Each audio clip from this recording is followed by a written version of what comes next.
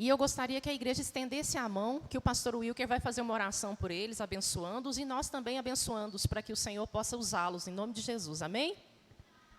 Amém. Deus, louvado seja o teu nome, Pai, pela bênção que é, Pai, a gente conhecer a verdade do Senhor, conhecer verdades, ó Pai, a partir da palavra do Senhor. Deus, eu oro pelo casal de pastores, pastor e companheira e adjuntora e companheira de tantas as lutas, de tantas jornadas, tanto aqui em Minas quanto fora, Pai, tantos desafios no ministério, tantas batalhas e também as dentro de casa. Deus, derrame graça do Senhor sobre eles, ó Pai, em nome de Jesus, que o Senhor possa os abençoar, trazer dinâmica para a nossa igreja, trazer uma boa palavra, uma conscientização, um entendimento, ó Pai, em nome de Jesus, porque é a partir do conhecer é que as coisas começam a tomar um rumo diferente, ó Pai. Derrame graça deles, sobre eles aqui nesta manhã, em nome de Jesus, Deus. Amém, Senhor. Amém.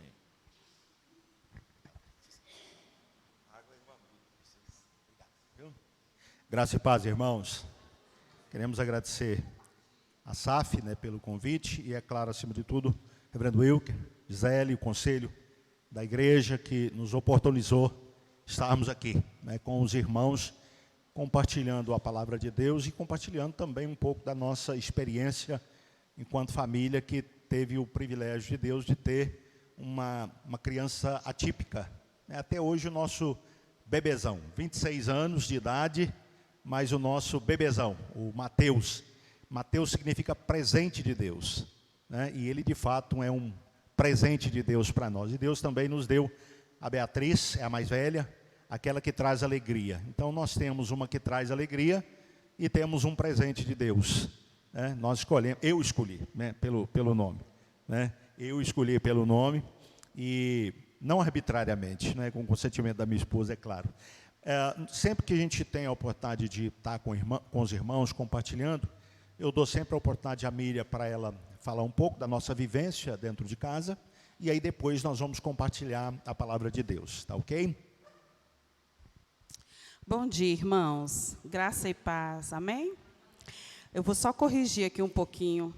Ele escolheu os nomes, mas não foi com a minha permissão, não. O combinado era o seguinte: primeiro filho, ele dava o nome. Segundo filho, eu dava o nome. Primeiro filho, até o 8º mês, não tinha ecografia, não tinha nada que nos mostrava que era uma Beatriz, porque ela não deixava ver. Tinha um dia que ia fazer a ecografia, hoje já é diferente, né, gente, a tecnologia, mas na época que a Beatriz nasceu, a gente ia todos esperançosos para fazer a ecografia, esperando para saber o que era o bebê e não conseguia ver. E aí ele falava o seguinte: é um menino, eu tenho certeza, é o Mateus Henrique. Com 8 meses, quando nós conseguimos ver que não era o Mateus Henrique, aí ele falou comigo assim: bom, como eu vou dar o nome para o primeiro filho, então eu vou escolher Beatriz. Falei, ótimo. Engravidamos novamente. Quem disse que eu tive o direito de escolher? Diz ele que já era Mateus Henrique, porque a gente já tinha esse nome no coração.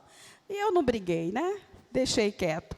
Estamos felizes com a Beatriz, que realmente nos traz alegria. E, às vezes, a gente fica pensando que o nome não faz nada, faz, gente. A Beatriz fez total diferença no nosso lar com a chegada do Mateus. Eu sou pedagoga, sou formada em orientação educacional. Fui fazer esse curso porque antes eu trabalhava só como professora, né, só dando aula em salas, mas depois que o Mateus nasceu, eu fui correr mais a fundo, né, do que nós poderíamos fazer como família para ajudar o Mateus, porque eu acho que tem que começar dentro de casa. O que eu, o meu marido e a minha filha podemos fazer pela vida do Mateus. Nós nos casamos há 30 anos. Beatriz nasceu aqui em Belo Horizonte. Quando foi no ano de 95, eu descobri, no mês de outubro, que estava grávida do Mateus. Beatriz tinha 2 anos e eu estava grávida do Mateus. No mês de novembro, meu marido recebe um chamado de Deus para ir trabalhar lá no Distrito Federal, lá em Brasília. E aí, a gente tinha 4 anos de casado, eu com uma criança de 2 anos, grávida de outro. Fui atrás do meu marido, que o ministério dele é esse, né? O chamado dele é pregar, é falar do amor de Deus, é conduzir as ovelhas, o rebanho do Senhor. Fomos para Brasília e eu confesso para os irmãos que foram uns 3 anos de muito choro, irmão. Sentia falta da minha mãe, da minha irmã. Eu tenho uma irmã que a gente é muito garrada uma com a outra. E o telefone, naquela época, o interurbano era caríssimo, então eu não podia nem ficar pendurado no telefone. Se naquela época eu tivesse um WhatsApp, talvez eu tinha ido mais feliz para Brasília. E eu chorava escondido no banheiro, porque o daqui ficava com dó e falava assim, não, eu vou comprar uma passagem, aí você vai para Belo Horizonte, mas a Beatriz, como que eu ia deixar meu marido lá sozinho, no campo? Eu não podia. Então, eu chorava escondido para ele não perceber que eu estava realmente angustiada ali naquele lugar. Mas, poucos anos depois que o Mateus nasceu, eu entendi completamente a vontade de Deus de nos levar para aquele local. O Mateus nasceu. O primeiro ano do Mateus foi um bebê normal, apesar dele ter nascido prematuro, porque a minha placenta foi prévia. Geralmente, a placenta, ela forma por cima do bebê, é o normal. A minha formou por baixo. Então, quando ele foi completando seus 7 meses e meio, o peso do bebê provocou uma hemorragia. E aí eu fiquei internada uns 15, né, amor?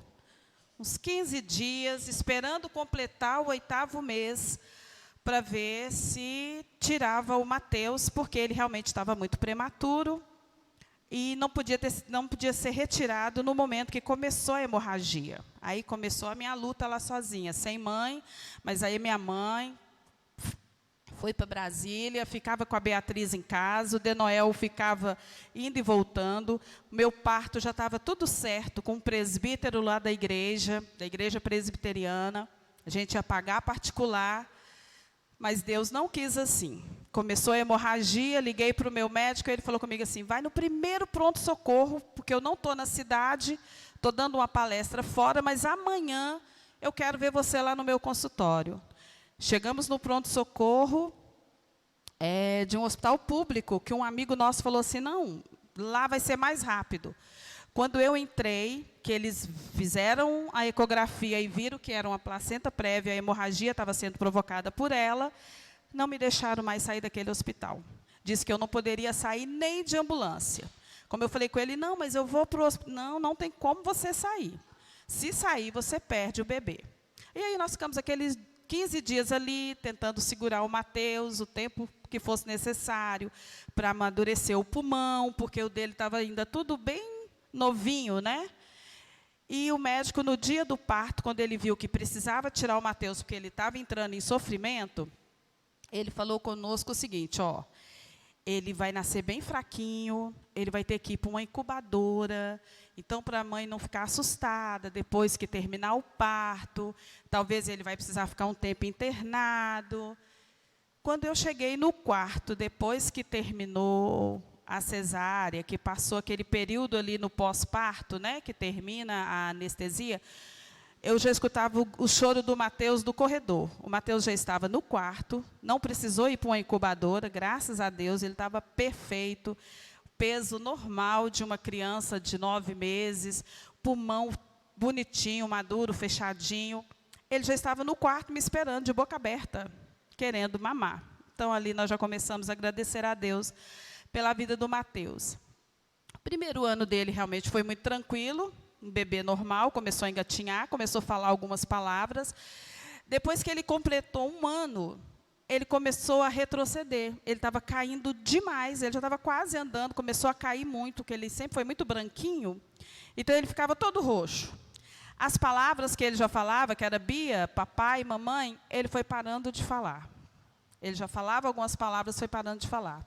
E uma irmã da nossa igreja, que trabalhava no Sara Kubitschek, observando o Mateus na igreja como professora de escola dominical, olha como é importante a vida dos irmãos, um na vida dos outros, né? O corpo de Cristo. Ela falou comigo assim, Miriam, eu acho que tem alguma coisa errada com o Mateus. Não tinha mãe por perto, não tinha sogra para ouvir. Quando o Mateus nasceu, eu tinha 23 anos para 24. Então, era uma criança. Dei ouvidos àquela menina e ela nos conseguiu uma vaga no Sara Kubitschek, que é muito difícil de entrar. Para quem conhece o Sara daqui, em Belo Horizonte, tem também, né? Não é fácil, você tem que estar numa fila gigantesca, aguardando, e a gente conseguiu imediatamente uma consulta para o Mateus. Quando nós chegamos no Sara, ele entrou numa escolinha do Sara. É um sonho, o Sara lá de Brasília. Eles têm uma equipe de médico que vira o seu filho do avesso. Então, o Mateus fez todos os tipos de exame que podia ter sido feito com o Mateus. Foram descartando todas as síndromes, foram descartando o autismo e outras mais, né? Ele tem hoje a mãozinha dele, que a minha irmã morre de rir, que eu falo assim, não, porque o Mateus está com a mãozinha, a mão dele é maior que a minha, irmãos. E até hoje eu falo que ele tem uma mãozinha. Ele tem os dedos bem compridos, e aí eles estavam desconfiando de Asperger, não é esse o nome da síndrome? Foi descartada também. E aí nós começamos uma busca para descobrir o diagnóstico do Mateus. Todos os médicos que a gente ia, todos os médicos falavam a mesma coisa.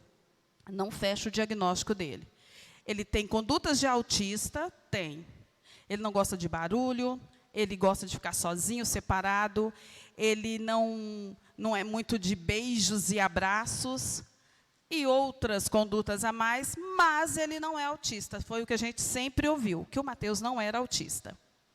Com 12 anos, uma ressonância magnética fecha o diagnóstico do Mateus.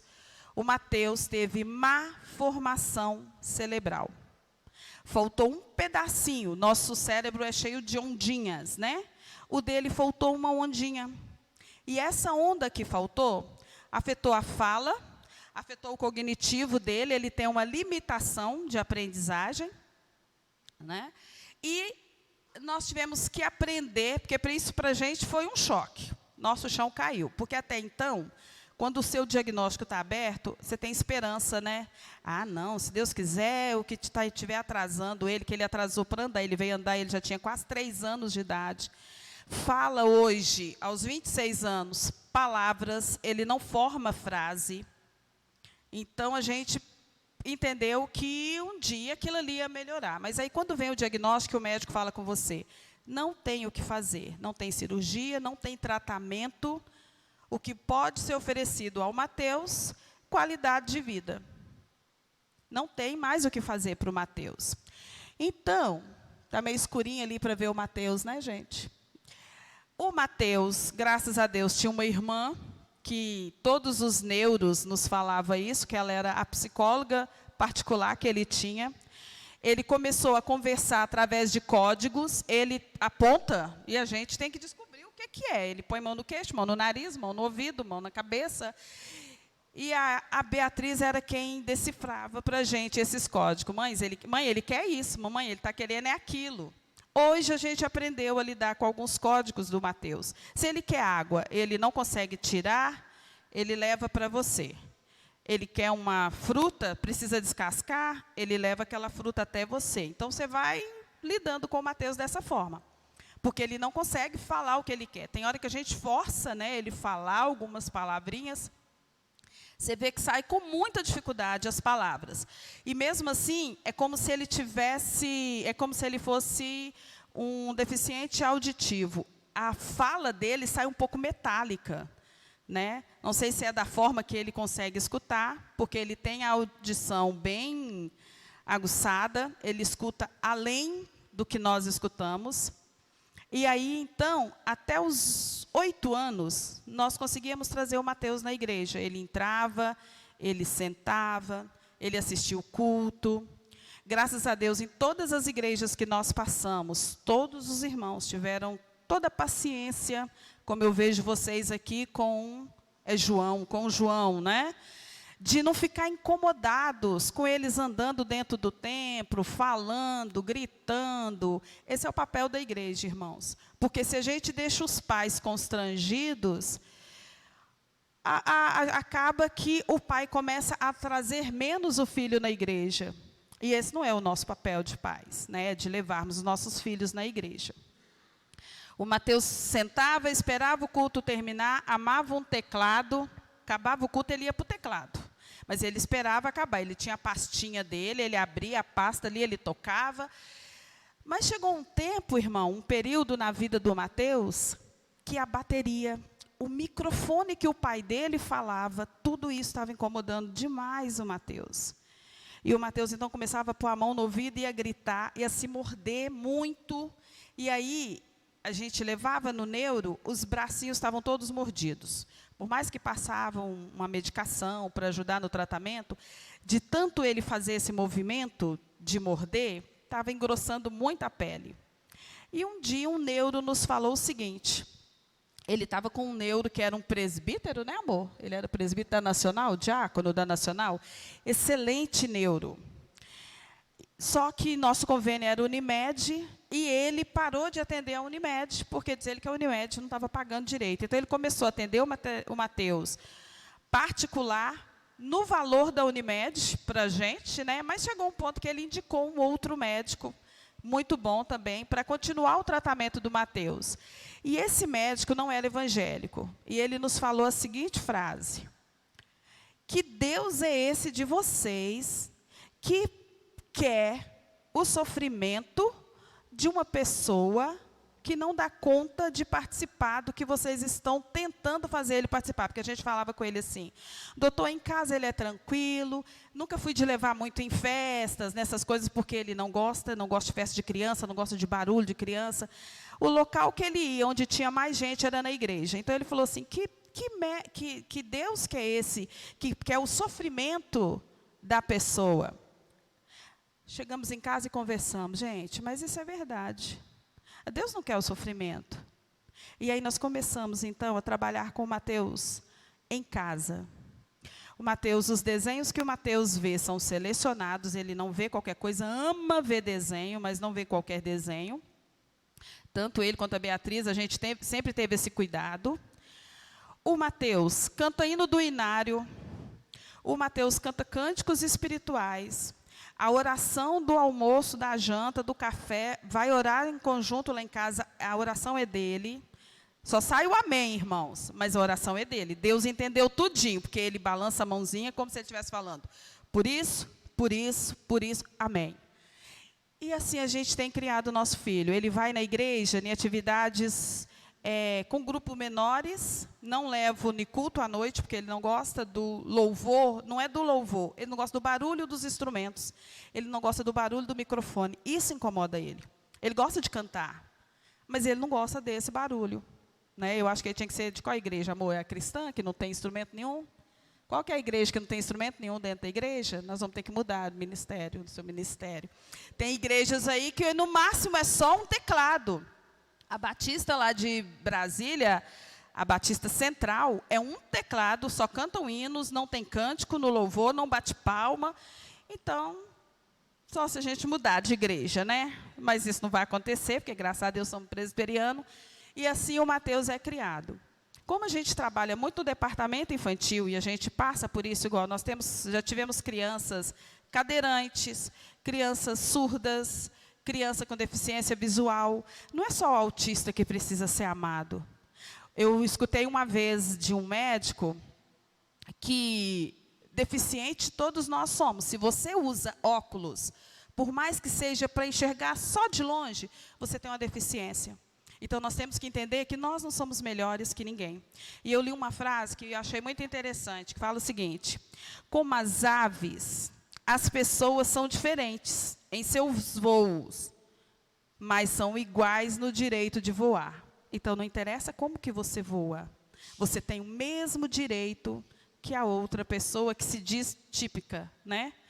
Típica, atípica. Eu tive uma aluna cadeirante que ela ficava só no cantinho, na hora do recreio, porque como que ela ia brincar, como que ela ia correr com as outras crianças?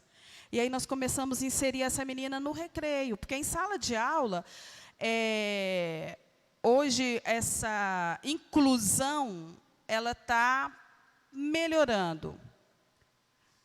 Mas ela ainda não é o suficiente, ela ainda não é o que uma pessoa especial precisa, né? Porque às vezes inclui ali na hora de fazer uma tarefinha, mas no recreio eles ficam ali largadinhos. Essa menina começou a brincar de queimada, porque um professor de educação física deixava de fazer o seu lanche no horário de educação, no horário do recreio, para correr com ela. Ele que empurrava a cadeira dela na queimada. Teve um outro aluno que ele tinha um problema cardíaco, então ele tinha um peito muito alto e ele não conseguia caminhar normalmente. Ele não podia jogar o futebol, ele era o juiz. Só que com o Mateus, a minha experiência com o Mateus na escola não foi igual na igreja. Em igreja, os irmãos abraçavam. Mas na escola, o Mateus sofria. Por quê? A professora fechava a porta da sala. Ele tem pavor de porta fechada.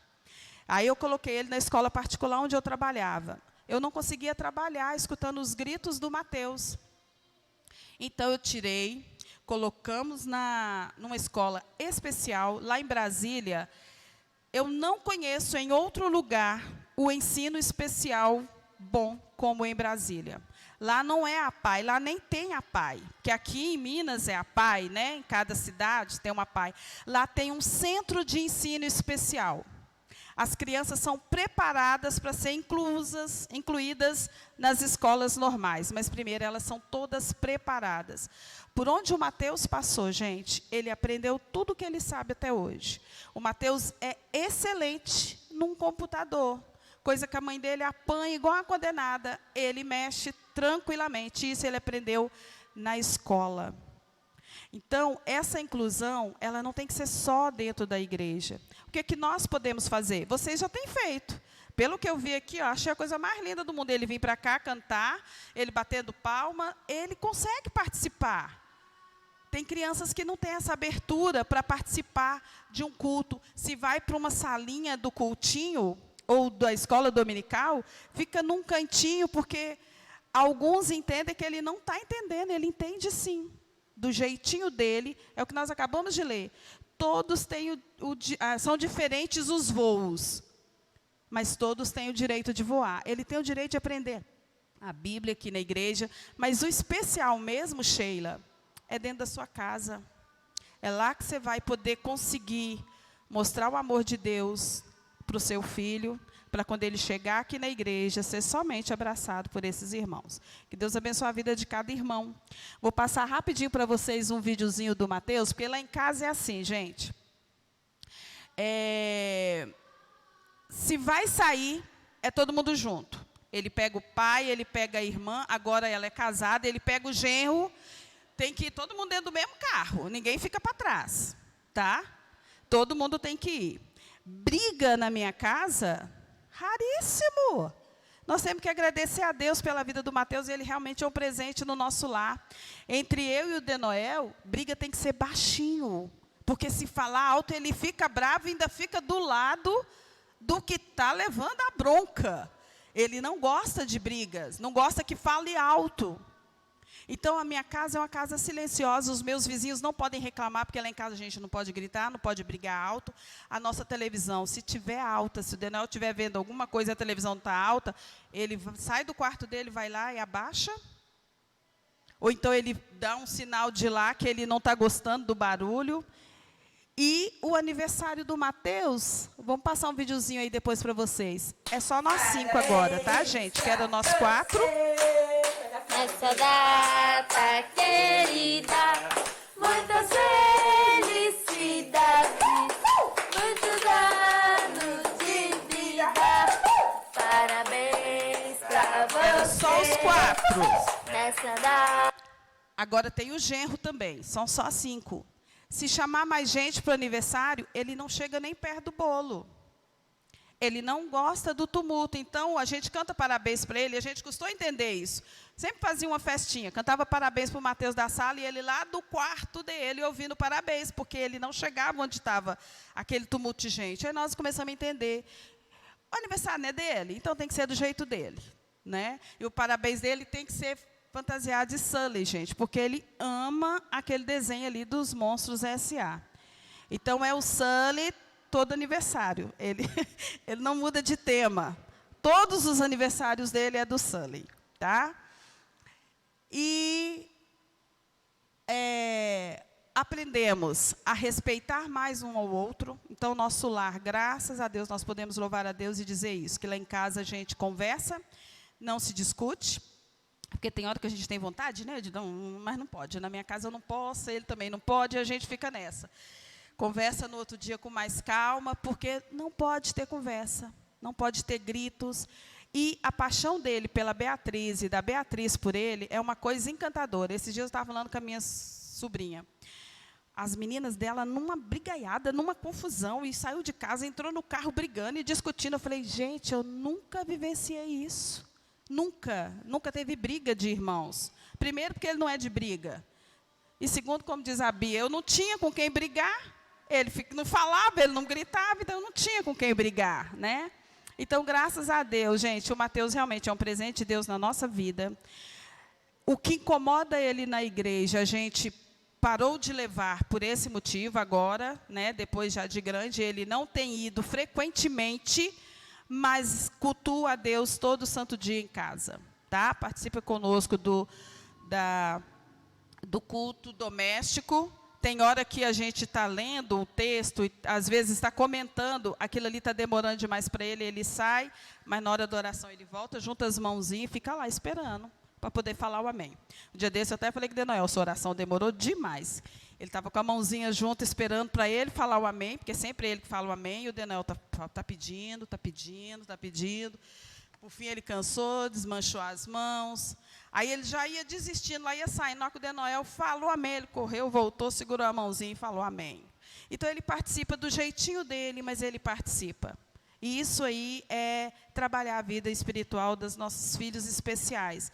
Porque não tem como a gente fazer como se eles fossem umas crianças, como crianças típicas, porque eles não são. Eles são atípicos, eles têm dificuldade, eles têm uma necessidade de um cuidado especial e de um cuidado maior com eles. Então, a gente tem que fazer de uma forma que eles entendam, que eles precisam entender quem é Deus, que Deus o ama, que ele é filho de Deus, não é? E que em tudo devemos agradecer a Deus. E por isso que hoje eu falo com vocês, que eu aprendi a amar Brasília, eu aprendi a amar o Distrito Federal, as pessoas que ali moram, porque eu entendi por que Deus me levou para lá. Todo o suporte que o Mateus precisou para a vida dele hoje veio de Brasília. Então, tudo que ele precisou aprender, porque ele é limitado, tudo que ele precisou aprender, ele aprendeu em Brasília. E agora, para finalizar, quero só mostrar para vocês que o meu filho canta, tá, gente? Você não vai entender a letra, mas a melodia você consegue entender. Ele canta assim, quer ver? Com Deus Altíssimo, o mistério de tua glória, Cristo em ti se revelou. Ah, quão lindo esse nome é, ah, quão lindo esse nome é, o nome de Jesus, meu Rei. Ah, quão lindo esse nome é, maior que tudo ele é. Ah, quão lindo esse nome é, o nome de Jesus. Deixou o céu pra...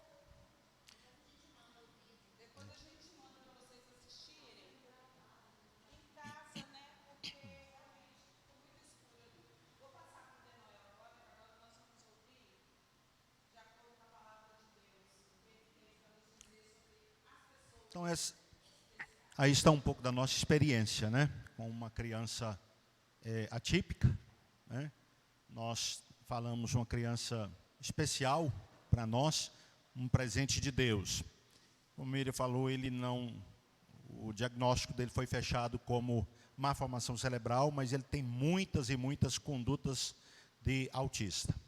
E a questão não é só o autismo, existem outras especificidades que a igreja precisa estar atento a elas e ajudar.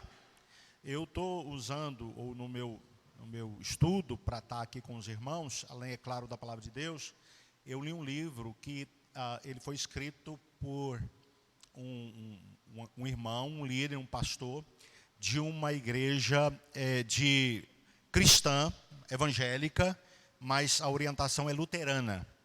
Mas ele não entra em questão doutrinária, é bem questão prática nesse livro dele. E eu, então, li vários materiais, um dos quais esse livro. E eu gostei muito do livro, da maneira prática como ele trata essa questão e as orientações que ele dá para a igreja. Ele entra na explicação do autismo, que é uma autista que vai afetar o desenvolvimento, cognitivo e intelectual da criança, e ela tem características que variam de mais acentuadas e mesmo menos acentuadas. Existem vários graus de autismo. Existem crianças que são autistas e que eles estudam normalmente e têm uma profissão e conseguem ótimas colocações no mercado de trabalho e vivem, ficam mais isoladas, têm aquela especificidade. Mas tem outras que são mais comprometidas. O autismo, ele compromete mais as funções da pessoa. E a gente os pais precisam lidar com isso. Então, agora, a questão que nós estamos tratando, e os pais já lidam, porque nós aprendemos a lidar, e lidamos com isso até hoje, então os pais aprendem a lidar. Eu penso e digo com certeza, que a maior dificuldade que os pais enfrentam não é o filho ser portador dessa síndrome, não é o de qualquer outra síndrome. O que dói muito mais é o preconceito. Mira já brigou no shopping, brigou assim, de bater boca com não ofender e nada, mas falar para a pessoa, você não está vendo que ele é especial? Não deu para você ver isso, não? Você não está vendo que é uma criança especial? Porque a pessoa olha, ele dava as pirraças dele no shopping, a pessoa fala, nossa, desse tamanho, dando pirraça. A Mira, na mesma hora, falava, você não está vendo que ele é especial?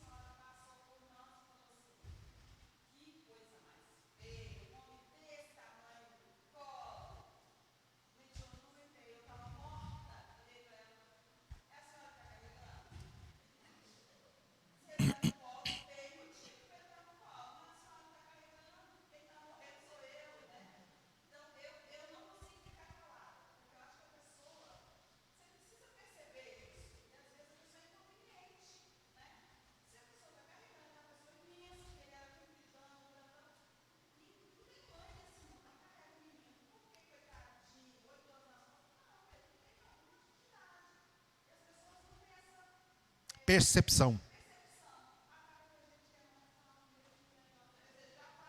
Então, a maior dificuldade é essa. As outras pessoas. As outras pessoas. Agora tem mudado isso. Com a divulgação dessas síndromes, as pessoas estão mais informadas. Conhecimento, não só o conhecimento bíblico liberta, mas qualquer conhecimento liberta. Então, o conhecimento a respeito dessas síndromes ajuda muito. E se as pessoas compreendem aquela situação, percebem aquela situação e compreendem aquela situação, já ajuda demais os pais. Já ajuda demais. Porque quando os pais recebem essa notícia, o primeiro sentimento que vem para os pais é culpa. O primeiro sentimento é culpa. E muitos casais se separam porque um começa a culpar o outro, ou pensar que o outro é culpado. Essa deficiência, ou essa síndrome, e ela deve ter vindo da sua família. Porque na minha família não tem ninguém que tem essa síndrome. Então deve ser da sua família. O outro começa a pensar, gente, realmente tem na minha família pessoas com síndrome. Então deve ser da minha família mesmo, então eu devo ser o culpado. Ou então, não tenho culpa, deve ser alguém longe da sua família. E o próprio casal já começa a desentender nesse momento, porque quando recebe o diagnóstico. Então vem o sentimento de culpa, ou então os dois. Nós dois somos os culpados. Nós fizemos, como ele falou, nós fizemos vários e vários exames. Vários e vários exames. Foi muito tempo, colhi o sangue dele, colhi o nosso sangue, vários exames genéticos para tentar fazer um diagnóstico do Mateus. Então a gente fica com aquele sentimento de culpa. Será que eu sou o culpado disso aí? Não é? Nesse momento, a importância de nós conhecermos a palavra de Deus. Os pais que conhecem a palavra de Deus, nesse momento, tem um grande fortalecimento. Nós vamos para Gênesis capítulo 1, versículo 27, diz: Deus criou o homem, a sua imagem e semelhança, homem e mulher, ele os criou, macho e fêmea. Deus criou. E quando a gente pensa, Deus criou homem e mulher, não está falando que criou somente homens e mulheres que são típicos. Os atípicos também foram criados por Deus. Um texto que falou muito ao nosso coração foi o texto de, pelo menos ao meu, foi o texto de Êxodo, capítulo 4, versículo 11. Quando Moisés argumenta com Deus que ele não tinha habilidade para falar, e Deus faz para ele uma pergunta: Moisés, quem fez o cego? Quem fez o mudo? Não fui eu. Quem fez o surdo? Não fui eu. Quem fez o cego? Não fui eu. Deus fala, foi ele que fez, para a glória dele. Ele fez para a glória dele. E se ele fez para a glória dele, é para a glória dele. É de Deus, foi ele quem fez. Então ele fez o surdo, fez o mudo, fez o cego, fez o coxo, fez o autista, fez o portador de qualquer outra síndrome. Ele fez, ele quis isso, para a glória dele. Nós precisamos entender que Deus faz tudo para a glória dele, não para a nossa glória. Não para a nossa satisfação, mas para a satisfação dele. Porque a gente inverte, a gente se coloca como centro do universo, tudo é para mim, eu quero ser feliz e eu tenho o direito de ser feliz. Não, você foi criado para glorificar a Deus. Essa é a razão da sua existência, você foi criado para glorificar a Deus.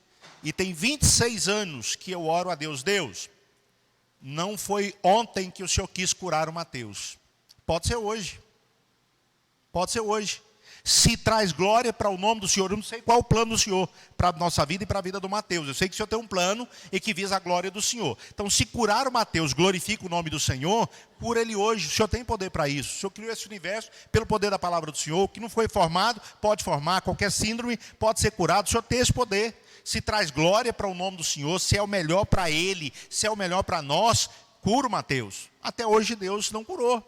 Por que ainda não chegou o momento da glorificação do nome dele? Pode ser que glorifique a Deus não curar o Mateus ser como ele é, nos abençoar, nos unir como família, porque ele é feliz, né? É uma criança feliz que está sempre sorrindo, né? E tem um convívio familiar, uma família que ama, que cuida, que acolheu com todo amor, né? E defende, e sabe das dificuldades dele, e mais que tudo, tem um Deus que guarda.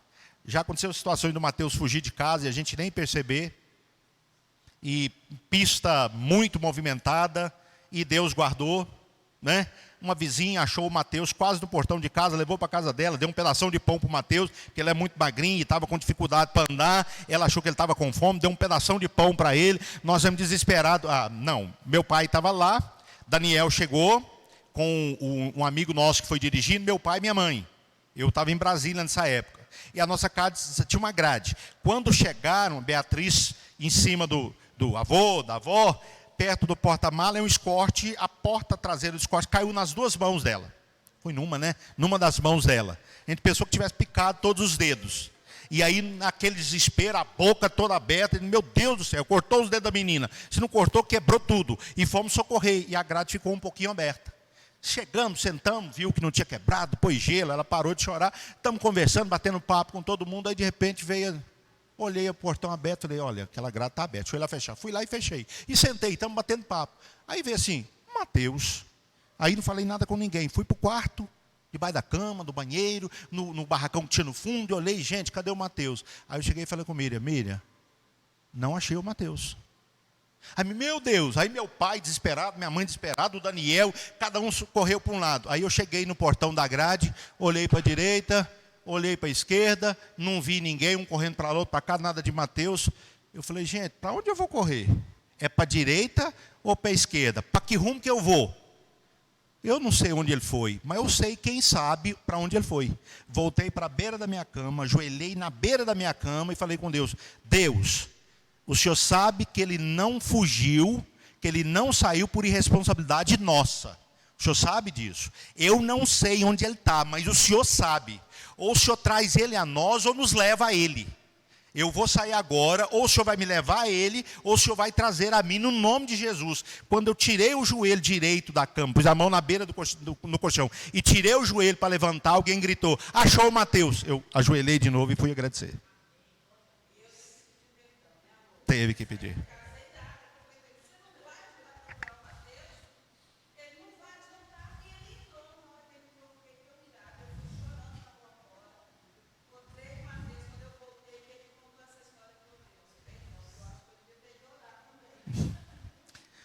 Correr para onde, gente? Para onde ele foi? Foi para a direita ou foi para a esquerda? Você não sabe, mas Deus sabe. Né? Na rua de baixo, o metrô passava na rua de baixo, e carro toda hora. Então, é pista de trânsito rápido. Eu não sei, mas Deus sabe. E a gente tem visto aos longos dos anos como é que Deus guarda, como é que Deus protege Mateus, como essas pessoas são guardadas e protegidas por Deus, gente. Deus nos guarda, e a gente sabe disso. Mas essas pessoas, você vê como é que Deus guarda, como é que Deus protege. Então, foi Deus quem fez, e Ele fez para a glória dEle. Se Ele te deu um filho assim, é para a glória de Deus. Receba como um presente de Deus.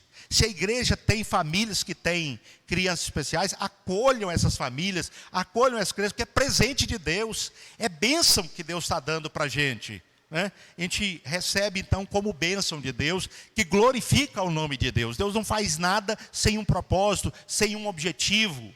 Né? Deus tem um objetivo, tem um propósito, tem tudo aquilo que Ele faz. E se elas existem é porque Deus permitiu que elas existissem, como sempre existiu. Moisés foi chamado para libertar o povo de Israel do Egito, e ele tinha uma deficiência. Ele não era uma pessoa típica, ele era uma pessoa atípica. Ele, alguns até dizem que ele era gago, e muito gago, ele não conseguia falar. Mas Deus fala, foi eu que fiz a boca, eu vou colocar palavra na sua boca, mas já que o seu problema não é a gagueira, o seu problema é a falta de disposição, eu vou mandar Arão com você, ele fala bem, ele vai falar, você vai ser como Deus para ele vai ser como profeta, e ele vai anunciar, mas você vai. Deus tem um propósito na vida de cada pessoa que Ele criou e deixou vir a este mundo. É isso que todos nós temos que entender. E todos nós fazemos parte disso.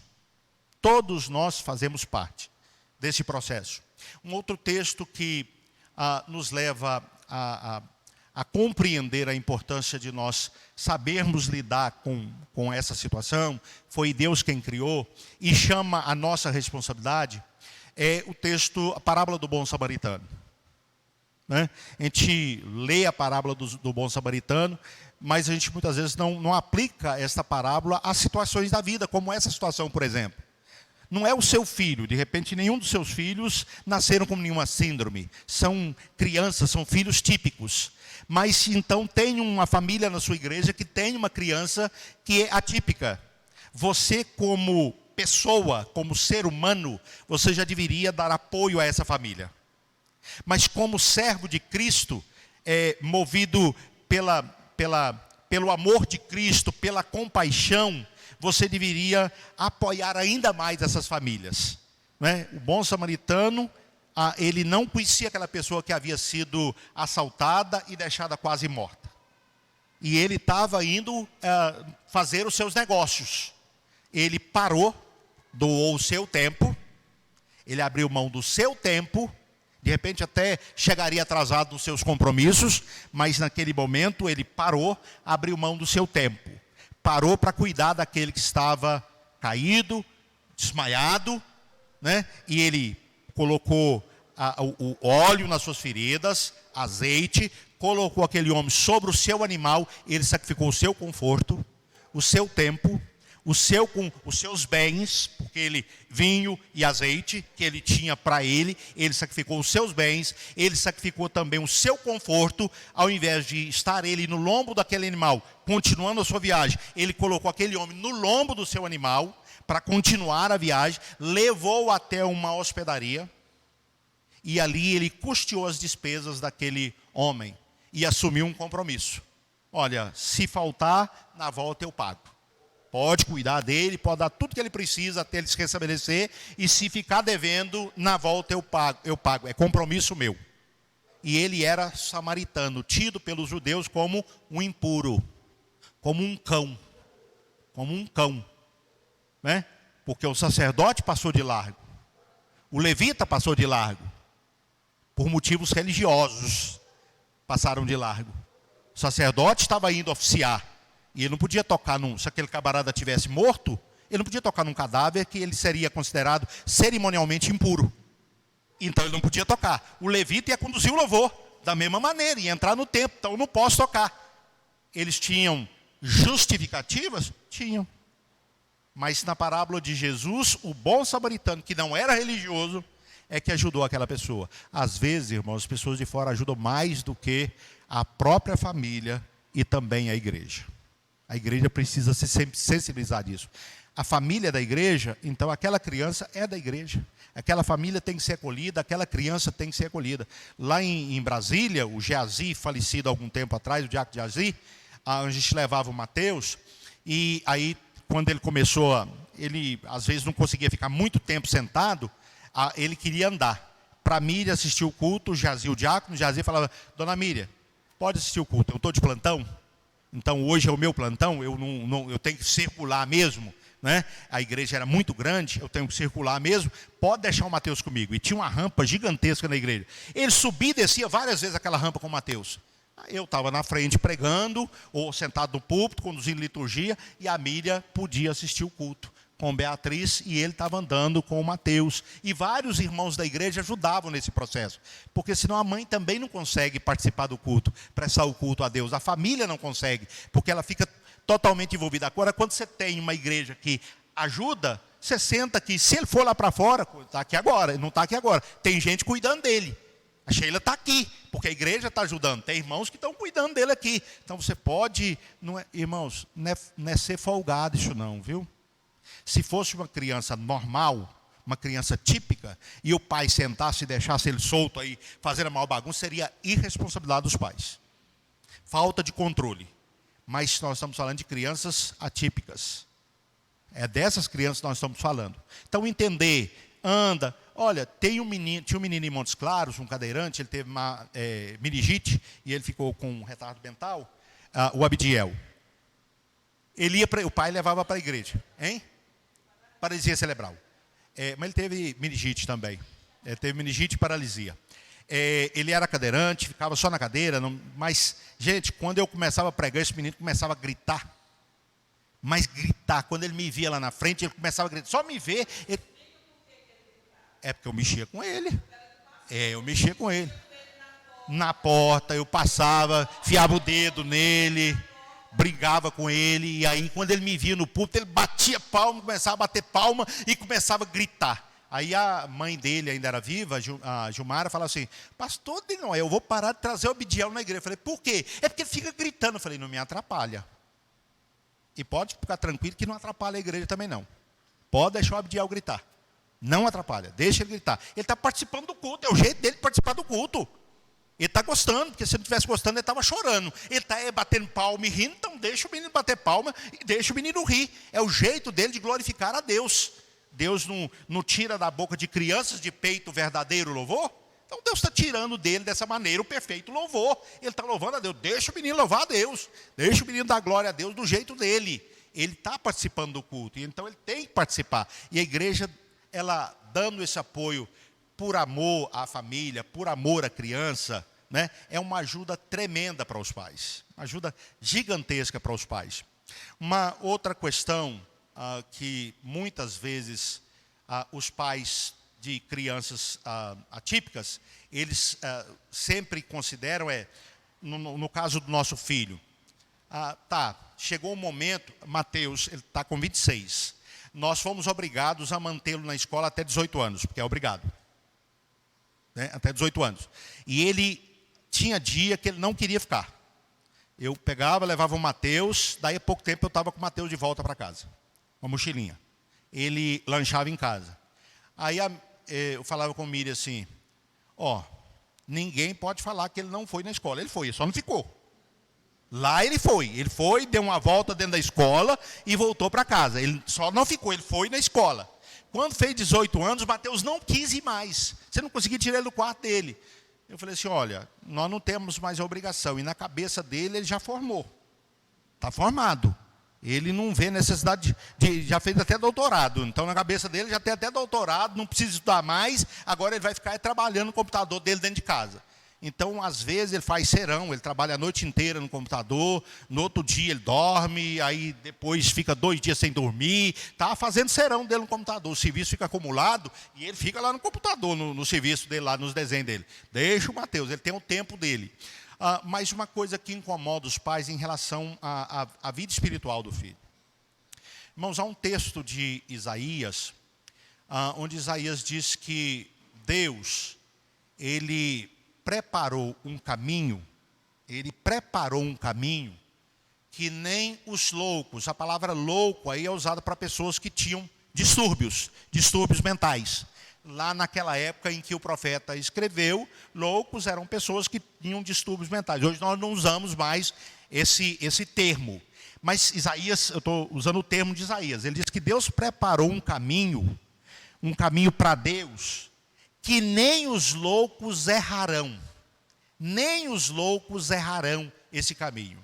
Então, essas crianças atípicas que têm essas síndromes que afetam a mente, que afetam principalmente a mente, os distúrbios neurológicos, essas crianças que a gente sabe que elas não têm o total controle mental, que tem essa grande dificuldade, não tenho dúvida nenhuma da salvação dessas crianças. Sabe por quê? Porque Deus preparou um caminho que nem esse tipo de pessoa erra.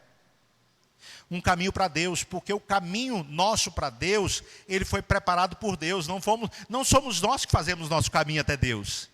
É Deus que fez o seu caminho até nós, através da pessoa do Senhor Jesus Cristo. Não somos nós que nos conectamos com Deus, Ele que se conecta conosco. E Ele fez isso através de Jesus Cristo. E Deus, pela sua misericórdia e graça, antes da fundação do mundo, escolheu o Mateus para ser dele. Mateus é o escolhido de Deus, e o Mateus pertence a Deus, e Jesus morreu por ele. Ainda que ele não tenha essa consciência, porque a gente fala isso com ele. A gente fala isso com Mateus, que Jesus o ama, que Jesus morreu por ele na cruz do Calvário, para salvá-lo. Né? Nós falamos isso para ele, e nós não sabemos até que ponto ele tem essa compreensão. Mas nós temos a convicção de que o nosso Deus, por misericórdia e graça, o escolheu em Cristo antes da fundação do mundo, para ser santo e irrepreensível perante Ele, para ser filho de Deus, para ser herdeiro, co-herdeiro com Cristo Jesus das bênçãos eternas. Todas essas crianças são escolhidas de Deus. Todas essas pessoas que têm problemas neurológicos, que já nasceram com Ele, eles foram escolhidos por Deus para essa salvação, que a salvação pertence a Deus, não pertence nem a você e nem a mim. Jonas 2,9, né? Ao Senhor pertence a salvação. Então a salvação do seu filho atípico, ela está garantida por Deus. Não tem como professar. Ele é membro da igreja, ele foi batizado, e quando ele completou 18 anos, porque na igreja presbiteriana é o seguinte, completou 18 anos, não fez a profissão de fé, é excluído do rol da igreja, porque ele não é nem membro menor mais, e como ele não professou a fé, ele não é membro maior. Mas só que a igreja presbiteriana decidiu, tem uma decisão que portadores de necessidades especiais, problemas com pessoas com dificuldades, com atrasos neurológicos, eles podem ser admitidos como membros da igreja. Então, Mateus é membro comungante da 10ª igreja. Ele não participa da ceia. Você acha que vai aceitar só um pãozinho daquele tamanhozinho, um copinho daquele disso? Mas não vai mesmo. O negócio dele é muito pão e ele vai pegar a bandeja para poder comer. Né? Ele pega a bandeja para poder comer. E não adianta você dizer para ele que não pode, não. Não tem esse negócio de não pode, não. Eu quero e pronto, acabou. Não tem, não pode, não tem isso com ele. Ele quer muito. Não vai adiantar um pouquinho para ele. Né? Mas ele é membro comungante da igreja. Foi recebido, quando fez 18 anos, foi recebido como membro comungante da igreja. Nós temos certeza da nossa salvação, da salvação dele, não por nós e não por ele próprio, mas porque o caminho que Deus preparou, nem a pessoa que tem essa dificuldade neurológica vai errar com ele. O caminho para Deus foi Deus quem preparou. Então nós temos a convicção da salvação dele. E isso traz muito consolo, muito conforto para a gente, esse conhecimento da verdade. Isso é libertador para a gente, porque a gente fica pensando, gente, o que eu vou fazer? Meu querido, os mandamentos bíblicos, eles foram dados em relação ao dever dos pais, a responsabilidade dos pais em relação aos filhos, foram dadas para todos os pais. Não tem ali distinção, se for típica, se não for, se for atípica, não é. Então, dever de inculca a palavra à mente do seu filho. Os pais devem amar a palavra e devem inculcar a palavra na mente dos seus filhos. Então, deve falar para os seus filhos da palavra de Deus. Deve, nas suas atividades, usar a palavra de Deus, né? Nos seus desenhos, nas suas brincadeiras, usar a palavra de Deus, passar a palavra de Deus para a questão da comunhão dele com Deus. Isso é extremamente importante. Os pais precisam fazer isso. E a igreja precisa ajudar, estando preparada, tendo pessoas preparadas. Hoje, na nossa igreja, nós temos, e nas nossas igrejas, Deus não deixou de dar dons necessários à igreja, à edificação da igreja. Temos professores que até são professores que trabalham em rede pública com crianças especiais. O departamento infantil precisa se especializar também nessa área, ter treinamento para as professoras, buscar alguém que está especializado na área para treinar os professores para como lidar com essas crianças. E não é só autismo, não. Crianças que são, que têm, como é que é o nome daquela síndrome? Não é síndrome? Hein? Não é síndrome. Criança hiperativa. TDAH. Isso, TDAH. A maioria das nossas crianças hoje tem TDAH. Ou então está precisando de couro. Né? Ou então, os típicos. Né? Os típicos. Estão precisando de couro, porque, meu Deus, que energia que é essa? Tem um presbítero lá na igreja, nós fazemos o seguinte, o pastor e os presbíteros sobem, porque eu tenho um seminarista que trabalha comigo, e eu divido com ele, e quando ele está pregando, alguns domingos eu subo para o culto com as crianças. E aí a gente colocou oficiais, presbítero. Um dia um presbítero subiu, e aí o pessoal perguntou para ele assim, e aí presbítero, gostou como é que é? Gostou da experiência? Então agora você está entrando. Ele falou, não, estou entrando, eu estou saindo. Né? Foi uma aula só, não estou entrando, eu estou saindo. Está doido. E um dos meninos tinha sido batizado naquele dia. Ele falou, pastor, acho que você está usando pouca água. Porque, vou falar com você, aquele menino foi batizado e batizado o trabalho que ele me deu hoje, estou saindo, não volto trabalho não.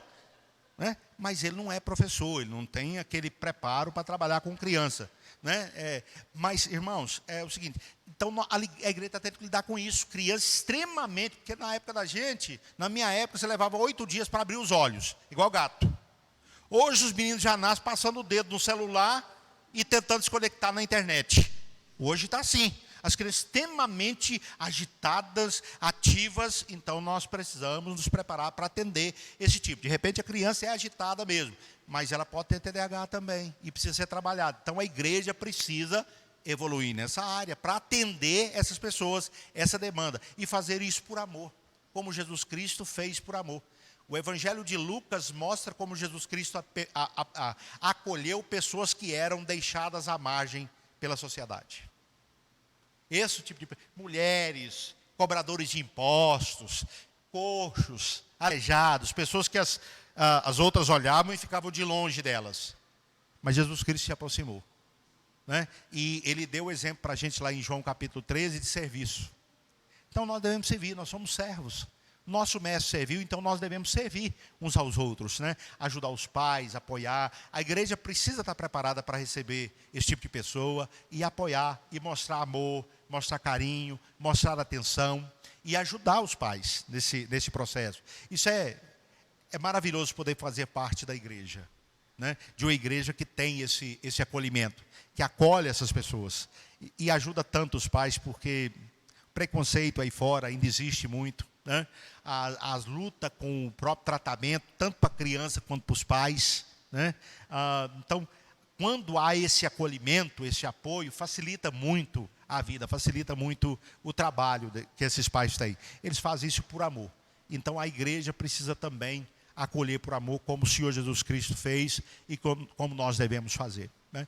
E orar por essas famílias, acolher, orar por essas famílias, criar uma estrutura na escola dominical. A criança está andando, você vê, não se importa. Eu digo para você, eu sempre falei, criança andando na igreja não atrapalha. O que atrapalha muitas vezes é os pais, que vai lá e pega o menino, junta o menino com aquela força na frente de todo mundo, mete o menino debaixo do braço, o menino está esperneando, está gritando, aí todo mundo para ver, e atrapalha muito mais. A criança andando não atrapalha. Às vezes aconteceu em igreja, de eu estar lá na frente pregando, os menininhos sair de lá, vir, passar atrás de mim, ficar do meu lado, encostado comigo, encostado na minha casa, porque eu brinco muito com as crianças. Ele vem, encosta do meu lado, fica ali. Aí eu falo assim, pai, fica sentado aí, deixa ele aqui. Ele está prestando o culto dele a Deus. Você atrapalha muito mais do que ele. E vocês param de prestar atenção nele e prestem atenção em mim. É a palavra, você tem que prestar atenção agora na palavra. Deixa a criança. Que ela não seja motivo para te distrair. Fique focado na palavra. Né? Então, não atrapalhe. E a igreja tem esse papel, tem essa responsabilidade. Né?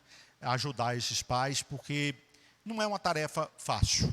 Não é uma tarefa fácil. Né? Não é peso, não é cruz. Tá? Mas Jesus disse que a gente tem que levar a cruz. Não é disso que Jesus está falando, não. Não é disso que Jesus estava falando, não. Né?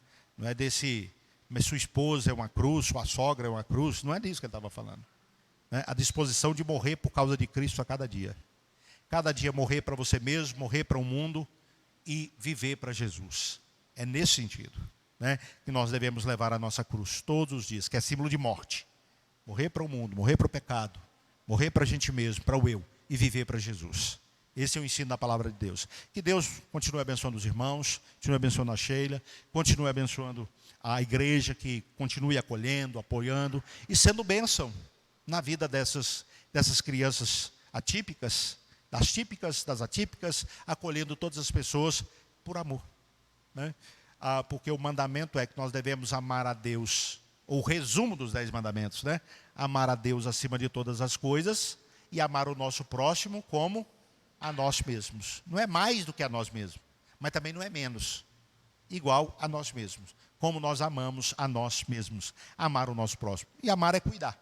É se importar, é cuidar, é apoiar, é acolher. E tudo isso por amor. Por amor. Que Deus continue abençoando a esta igreja, abençoando cada um dos irmãos, abençoando o pastor Wilker, a Gisele. Se eu não anotar, não escrever, eu não gravo o nome não, viu? Eu, depois do convivência, eu gravo e não esqueço mais. Mas enquanto eu não escrevo, eu não consigo gravar. Gisele. Vamos orar? Fica de pé e vamos orar? Deus bendito, somos gratos ao Senhor por esse tempo precioso. Passamos juntos aqui, ó Deus, na casa do Senhor, nesta manhã, glorificando o nome do Senhor, ó Deus querido, exaltando o nome do Senhor. E também, ó Deus,